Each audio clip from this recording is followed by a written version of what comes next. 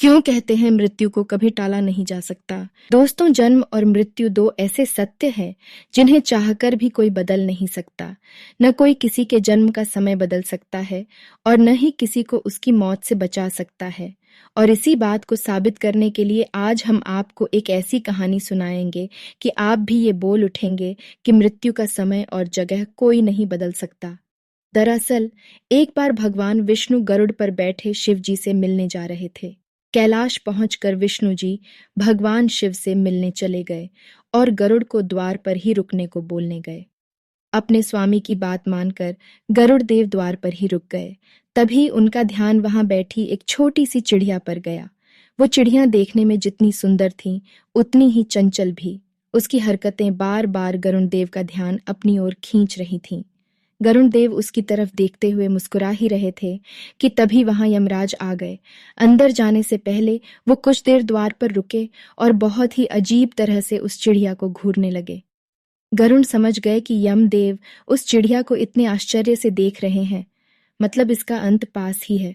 लगता है कैलाश से वापस जाते समय वो इसे यमलोक ले जाएंगे। यमदेव तो शिवजी से मिलने अंदर चले गए, लेकिन गरुड़ देव को ये चिंता खाए जा रही थी। उन्हें चिड़िया की मासूमता पर दया आ गई और उसकी जान बचाने के लिए उन्होंने उसे अपने पंजों में दबाया और कैलाश से हजारों मीलों दूर जंगल में एक चट्टान के ऊपर छोड़ दिया। अब मन ही मन वो इस बात से बहुत खुश हो रहे थे कि अब इस प्यारी सी चिड़िया की जान बच जाएगी। गरुड़ देव वापस आए तो देखा यमराज कैलाश से वापस जा रहे हैं।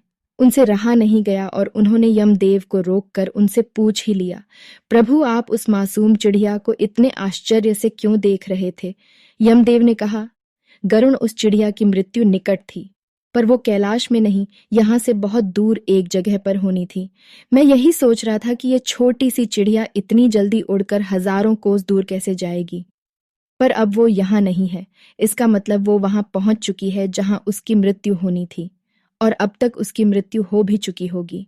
गरुड़ देव को खुद के किए पर बहुत पछतावा हुआ, क्योंकि वो स्वयं उस चिड़िया को वहां छोड़कर आए थे। लेकिन वो इस बात को समझ चुके थे कि किसी भी जीव की मृत्यु का समय तो तय होता ही है, साथ ही उसका स्थान भी पहले ही निश्चित हो चुका होता है।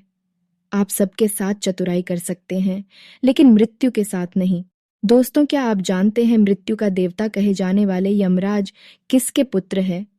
आपको बता दें, यमदेव किसी और के नहीं बल्कि सूर्य देव के पुत्र है और इनकी माता का नाम संजा है।